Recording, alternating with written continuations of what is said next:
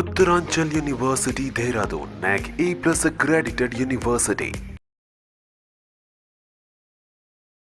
నమస్కారం వంశీ గారు. నమస్కారం సార్. పిల్లలు ఎదిగే కొద్దీ మనకి కొన్నిసార్లు అర్థం కారండి. వీళ్ళేంటి, వాళ్ళ బిహేవియర్ ఏంటి, వాళ్ళు ఏ విధంగా ఉన్నారు అనేటువంటి విషయం మనకు కొన్నిసార్లు అర్థం కాదు. అవును సార్. ఈవెన్ మా అబ్బాయిని నేను పెంచేటప్పుడు కూడా నాకు కొన్ని విషయాలు అర్థం కాక కన్ఫ్యూషన్ మోడ్లోకి పడిపోయాను. ఓకే. దాని తర్వాత over a period of time ఏంటంటే నాకు ఒక క్లారిటీ, మీలాంటి ప్రొఫెషనల్స్ తోటి వర్క్ చేసేటప్పుడు నాకు క్లారిటీ వచ్చింది.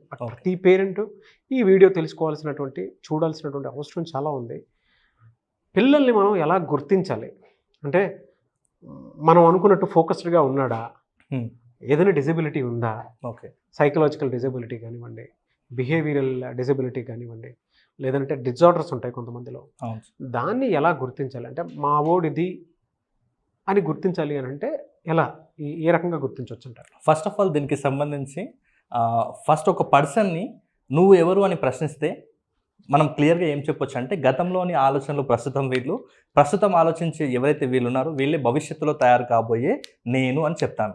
అయితే యాక్చువల్గా పిల్లలు అనేది ఏ మైండ్ సెట్లో ఉన్నారనే విషయాన్ని ప్రతి పేరెంట్ కూడా తెలుసుకోవాలి సార్. మనం ఆ దానికి సంబంధించి మనం ఈ వీడియోలో క్లారిటీ ఇద్దాం. అంటే పిల్లలు లాజికల్ మైండ్ సెట్లో ఉన్నారా లేదంటే బిలీఫ్ మైండ్ సెట్లో ఉన్నారా అనే విషయాన్ని ప్రతి పేరెంట్ కూడా గమనించాలి. అప్పుడు మీకు అర్థమవుతుంది అంటే వాళ్ళ ఆలోచనలు ఎలా ఉన్నాయి, వాళ్ళ మైండ్ సెట్ ఎలా ఉంది అనేది ఒక క్లారిటీ వస్తుంది ప్రతి పేరెంట్ కూడా. అయితే మనం ఇక్కడ డిఫరెన్స్ చెప్తాను సార్ నేను ఈ వీడియోలో, అంటే లాజికల్ మైండ్ సెట్ వాళ్ళు ఎలా ఉంటారు, బిలీఫ్ మైండ్ సెట్ వాళ్ళు ఎలా ఉంటారని.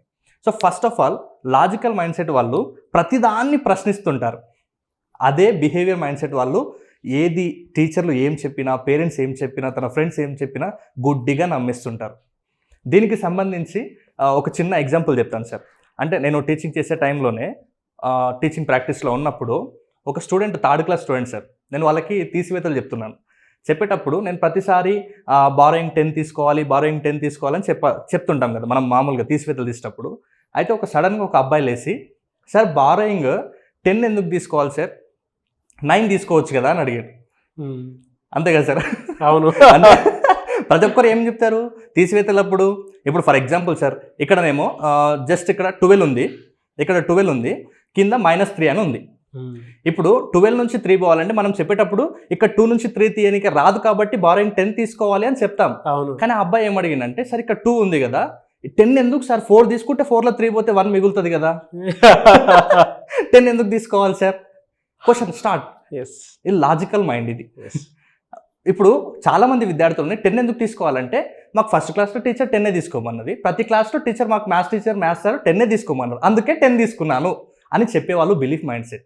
ఓకే, ఎందుకు 10 తీసుకోవాలని క్వశ్చన్ రేస్ చేశాడు చూడండి, అతను ఏదైతే ఉందో తనది లాజిక్ మైండ్ సెట్. ఇప్పుడు ఈ లాజిక్ మైండ్ సెట్ వాళ్ళు చాలా విషయాలు తెలుసుకోవడానికి చాలా ఇంట్రెస్ట్ ఉంటుంది వీళ్ళకి. ఇప్పుడు ఫర్ ఎగ్జాంపుల్ ఈ అబ్బాయి అడిగినప్పుడు, ఆ అబ్బాయి ఆ క్వశ్చన్ వేసినప్పుడు మనం ఆన్సర్ చెప్పలేదనుకోండి, ఆ అబ్బాయికి యొక్క ఆ నాలెడ్జ్ అనేది ఇన్కంప్లీట్. ఎందుకు తీసుకుంటారంటే, మనకు స్థాన విలువలే ఉంటుంది. అంటే 1, 10, 100, 1000, 10,000, 1,00,000 ఇట్లా ఉంటుంది.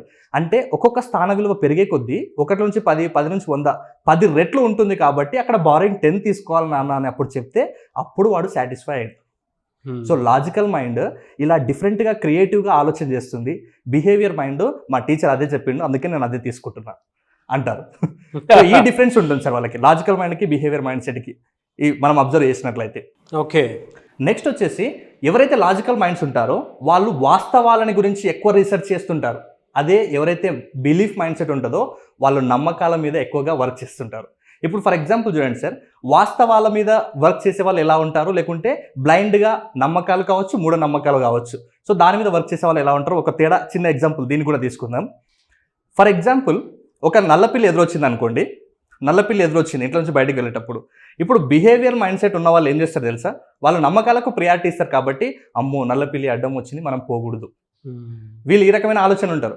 అదే లాజికల్ మైండ్ సెట్ ఉన్నవాడు ఏం చేస్తాడంటే, అసలు దానికి ఎందుకు వెళ్ళకూడదు, పిల్లికి తెలుసా మనం వెళ్తున్నట్టు, అది ఎందుకు అడ్డం వచ్చింది, ఈ రకంగా ఆలోచన చేస్తే అక్కడ వాడు క్వశ్చన్ చేసి దానికి క్లారిటీ తెచ్చుకుంటాడు. ఎందుకంటే దీనికి కూడా రీజన్ తెలుసుకొని వాళ్ళు అప్పుడు రియలైజ్ అయ్యి, ఓహో ఇది రియాలిటీయా అని దానికి ప్రయారిటీ ఇస్తారు. దీనికి కూడా చెప్తాను నేను ఎందుకు వెళ్ళకూడదు అంటే, అప్పట్లో పూర్వకాలంలో ధాన్యపరాశులన్నీ ఇంట్లో పోసుకునేవాళ్ళు సార్. అలాంటప్పుడు ఇంట్లో ఎలుకలు ఉంటాయి, ఆ ఎలుకలన్నీ ధాన్యాన్ని పాడు చేస్తుంటాయి. సో మనం వెళ్ళేటప్పుడు మనల్ని చూసి పిల్లి పారిపోతుంది కదా, ఇంట్లోకి వచ్చే పిల్లి మనల్ని చూసి బయటికి పారిపోతుంది. సో అలా పిల్లి పారిపోతే ఇంట్లో ఉన్న ఎలుకలు అలాగే ఉంటాయి, ధాన్యం అలాగే ఖరాబ్ అవుతుంది. కాబట్టి నువ్వు వెళ్ళేటప్పుడు పిల్లి అడ్డొస్తే నువ్వు లోపలికి వెళ్ళు, పిల్లి లోపలికి వచ్చిన తర్వాత నువ్వు బయటికి వెళ్ళాలి అనే కాన్సెప్ట్లో పిల్లి అడ్డొస్తే వెళ్ళకూడదు అనే ఉద్దేశం మీద చెప్పారు. కానీ మీరు అంటే ఈ ఎవరైతే బిలీఫ్ బిహేవియర్ ఉంటుందో వీళ్ళు దాన్ని నమ్మకంగా భావించి, దాన్ని ఒక మూఢనమ్మకంగా భావించి వీళ్ళు బయటికి వెళ్ళట్లేదు. సేమ్ స్టడీ విషయంలో కూడా వీళ్ళు ప్రశ్నించి నేర్చుకుంటారు, వీళ్ళు రియాలిటీని తెలుసుకుంటారు. ఎవరైతే లాజికల్ మైండ్ ఉంటుందో, ఎవరైతే బిహేవియర్ మైండ్ సెట్ ఉంటుందో వాళ్ళు ఏం చెప్తే దాన్ని గుడ్డిగా నమ్మేస్తారు. ఎవరైతే ఈ లాజికల్ మైండ్ ఉంటుందో వీళ్ళు ప్రాక్టికల్స్కి ఎక్కువ ప్రియారిటీ ఇస్తుంటారు. వాడికి ఫర్ ఎగ్జాంపుల్ బీపీని కొలిచే పరికరం స్పిగ్మోమానోమీటర్ అని చెప్తే వాడు ఆ పరికరాన్ని సెర్చ్ చేస్తాడు, అది ఎక్కడెక్కడ ఉంటుందో చూస్తాడు, దాని ప్రైస్ ఎంత ఉందో చూస్తాడు, అది ఎలా వర్క్ చేస్తుందో చూస్తాడు. ఎవరు? లాజికల్ మైండ్ సెట్ అయితే. జస్ట్ అదే ఒక బిహేవియర్ మైండ్ సెట్ అయితే ఓహో బీపీని కొలిచే పరికరం స్పిగ్మోమానోమీటరా, ఇది 120/80 ఉండాలా అని నేర్చుకొని పక్కకు పెడతాడు. కాకపోతే దీనివల్ల ఎలాంటి ఉపయోగం కూడా ఉండదు అనమాట వీళ్ళకి. డెఫినెట్గా అండి. అంటే మీరు చెప్పినట్లు పిల్లల్లో logical mind set, belief mind set అని చెప్పేసి రెండు ఉంటాయి. అవును సార్. ఆ బిహేవియరల్ ప్యాటర్న్ బట్టి మనం దాన్ని ఐడెంటిఫై చేయడానికి అవకాశం ఉంటుంది. అవును. అండ్ చిన్నగా మనం ఏదైనా చెప్తే వినుకుంటూ వెళ్ళిపోతున్నాడా, లేదంటే తిరిగి క్వశ్చన్ చేస్తున్నారా అనేటువంటి దాన్ని ఎక్కువ ఫోకస్ చేసి ప్రతి పేరెంట్ అబ్జర్వ్ చేయాల్సిన. అవును సార్. ఫెంటాస్టిక్. నెక్స్ట్ సేమ్ ఇదే ఇంకొక ఎగ్జాంపుల్ చూద్దామా సార్. ఎవరైతే లాజికల్ మైండ్ సెట్ ఉంటుందో వాళ్ళు ఏదైనా కొత్త విషయం నేర్చుకునేటప్పుడు వాళ్ళకి ప్రూఫ్ ఉండాలి, వాళ్ళు ప్రూఫ్ కోసం సెర్చ్ చేస్తారు. ఎవరైతే బిహేవియరల్ మైండ్ సెట్ ఉంటుందో వాళ్ళు ప్రూఫ్ కోసం సెర్చ్ చేయరు. దీనికి కూడా ఒక ఎగ్జాంపుల్ చెప్తాను. ఫర్ ఎగ్జాంపుల్ టేబుల్స్ ఉంటాయి సార్, 2 ముళ్ళ 6 అంటాం, 2 ముళ్ళ 6. అదే బిహేవియరల్ మైండ్ సెట్ ఉంటే అక్కడ బుక్లో ఏముందో అదే నేర్చుకుంటాడు. 2 ముళ్ళ 6, 2 4 8, 2 5 10 ఇదే బట్టి నేర్చుకుంటాడు. లాజికల్ మైండ్ సెట్ ఎందుకు 2 ముళ్ళ 6 ఈ క్వశ్చన్ చేస్తాడు. చాలా మందికి తెలియదు. అంటే ఈవెన్ చిన్నపిల్లలు కొంతమంది ఉంటారు సార్, వాళ్ళకి జస్ట్ అంటే టేబుల్సా ఓకే ఇది అంటే బట్టి చదివేస్తుంటారు. కానీ ఎందుకు 2 2 4, ఎందుకు 2 3 6 అయింది, ఎందుకు 2 4 8 అయింది అనే విషయానికి వస్తే ఎవరైతే ఈ లాజికల్ మైండ్ సెట్ ఉంటుందో ఇతను ఆలోచన చేస్తాడు. 2 ముళ్ళ 6 ఎందుకు అయిందంటే 2ని 3 సార్లు ప్లస్ చేస్తే 6 వస్తుంది అనే క్లారిటీ ఉంటుంది. కాబట్టి దాన్ని ఎట్ ఏ టైం మనం టేబుల్స్ రూపంలో ఇలా నేర్చుకుంటున్నాము అని లాజికల్ మైండ్ సెట్ చేస్తారు. అదే ఒకవేళ బిలీఫ్ మైండ్ సెట్ ఉందనుకోండి, 2 ముళ్ళ 6 ఎందుకు అయింది బాబు అని అడిగితే 2 ముళ్ళ 6 ఎందుకు అయింది ఆ టేబుల్ బుక్లో అట్లే ఉంటుంది, మా టీచర్ అట్లనే చెప్పింది. అదే లాజికల్ మైండ్ సెట్ అయితే 2 ముళ్ళ 6 ఎందుకు అయింది నాన్న అంటే 2ని 3 సార్లు ప్లస్ చేస్తే 6 అవుతుంది కాబట్టి 2 ముళ్ళ 6 అయింది అని ప్రూఫ్ ఉంది. కాబట్టి వాడు స్టాండర్డ్గా నేర్చుకుంటాడు లాజికల్ మైండ్ సెట్. ఎవరైతే బిహేవియర్ మైండ్ సెట్ ఉందో వీళ్ళు జస్ట్ బిలీఫ్ సిస్టమ్ మీద వెళ్ళిపోతుంటారు. వీళ్ళ మీద ఇతరుల ప్రభావం ఎక్కువ ఉంటుంది, ఇతరులు ఏం చెప్తే దాన్ని ఫోకస్ చేస్తారు. అదే లాజికల్ మైండ్ సెట్ అయితే వీళ్ళే స్వయంగా రీసెర్చ్ చేస్తారు. అందుకే వీళ్ళు ప్రతి విషయాన్ని ప్రశ్నిస్తారు, ప్రతి విషయాన్ని కూడా వీళ్ళు సెర్చ్ చేస్తారు, ప్రతి విషయాన్ని కూడా తెలుసుకోవాలనే ఆసక్తి ఎక్కువ ఉంటుంది. కాబట్టి వీళ్ళ బ్రెయిన్ ఎప్పుడు కూడా క్రియేటివ్గా పనిచేస్తుంది. ఈ లాజికల్ మైండ్ సెట్ వాళ్ళది ఎప్పుడు కూడా కొంచెం క్రియేటివ్గా ఆలోచనలు చేస్తుంటారు సార్. ఎవరైతే ఈ బిలీఫ్ మైండ్ సెట్ ఉందో వీళ్ళంత క్రియేటివ్గా ఆలోచన చేయరు. సార్ ఇప్పుడు ఒక లాజికల్కి సంబంధించి మళ్ళీ ఒక క్వశ్చన్ ఇస్తాను సార్. ఓకే. ఫర్ ఎగ్జాంపుల్ కప్పుకు హ్యాండిల్ ఎటువైపు ఉంటుంది సార్? బయట వైపు ఉంటుంది. అది లాజికల్ మైండ్ సెట్ వాళ్ళు ఇలా ఆన్సర్ చేస్తారు. అదే ఒకవేళ బిలీఫ్ మైండ్ సెట్ అయితే మనం ఎటు పట్టుకుంటే అటు ఉంటుంది, లెఫ్ట్ హ్యాండ్లో పట్టుకుంటే లెఫ్ట్ సైడ్ ఉంటుంది, రైట్ హ్యాండ్లో పట్టుకుంటే రైట్ సైడ్ ఉంటుంది. సో ఇలాంటి ప్రశ్న వస్తుంది. సో మీకు అర్థమై ఉంటుంది అంటే లాజికల్ మైండ్ ఎలా ఉంటుంది, లాజికల్ బిహేవియర్ ఎలా ఉంటుంది, బిలీఫ్ బిహేవియర్ ఎలా ఉంటుంది అనేది. ఇంకొక విషయం అబ్జర్వ్ చేయండి. ఎవరికైతే మీ పిల్లలు logical mind set, logical behaviour ఉందో వీళ్ళు కన్సిస్టెన్సీగా ఒక వర్క్ని ఖచ్చితంగా చేస్తూ వెళ్తారు. ఈవెన్ అది స్టడీస్ కావచ్చు, లేదంటే మనం వాళ్ళకి ఏదైనా పని అప్పగించినప్పుడు కూడా కావచ్చు. అంటే ఈ లాజికల్ మైండ్ కన్సిస్టెన్సీగా చేస్తారు. నెక్స్ట్ ఈ belief mind set, belief behaviour ఎవరైతే ఉన్నారో వీళ్ళకు కన్సిస్టెన్సీ అనేది ఉండదు. లాజికల్ మైండ్కి కన్సిస్టెన్సీ ఉంటుంది, ఎందుకంటే వాళ్ళు కొన్ని రూల్స్ అండ్ రెగ్యులేషన్స్ స్ట్రిక్ట్గా పెట్టుకొని ఫాలో అవుతుంటారు లాజికల్ మైండ్ వాళ్ళు. సో ఈ రూల్స్ అండ్ రెగ్యులేషన్స్ ఈ బిహేవియర్ మైండ్ సెట్ వాళ్ళకి ఉండకపోవడం వల్ల వీళ్ళు కన్సిస్టెన్సీ లోపిస్తుంది.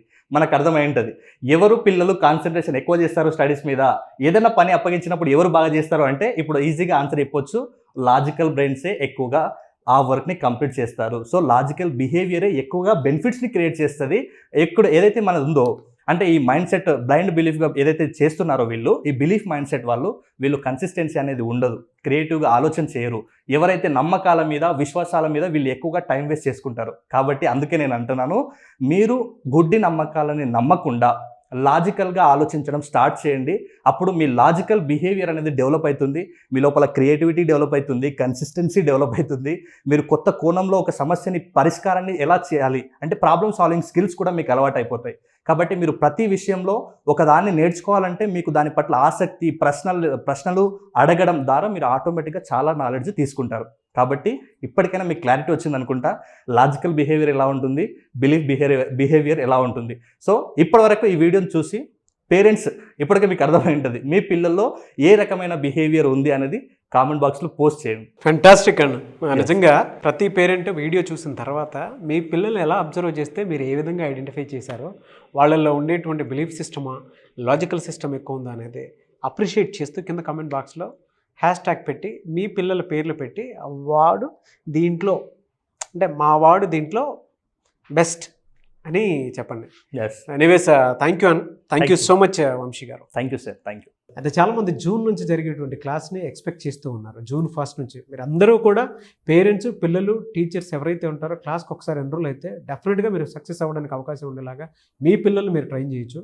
ఆ క్లాస్లో ఏముంటుంది, ఏ లైఫ్ స్కిల్స్ ఉంటాయి?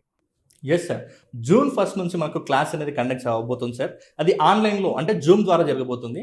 అసలు దీంట్లో ఏమేమి కాన్సెప్ట్స్ ఉంటాయంటే, ఫస్ట్ వచ్చేసి మెమరీ టెక్నిక్స్. అంటే జస్ట్ నేను ఇక్కడ లాంగ్ ఆన్సర్స్ ఎలా గుర్తుపెట్టుకోవాలో చెప్పాను, కానీ అక్కడ ఓవరాల్గా క్లాస్లో పీరియాడిక్ టేబుల్ ఎలా గుర్తుపెట్టుకోవాలి, ఇయర్స్ ఎట్లా గుర్తుపెట్టుకోవాలి, ఓవరాల్ మన స్టడీస్లో ఉండే ప్రతి కాన్సెప్ట్ని కూడా నేను మెమరీ టెక్నిక్ ద్వారా నేర్పిస్తాను.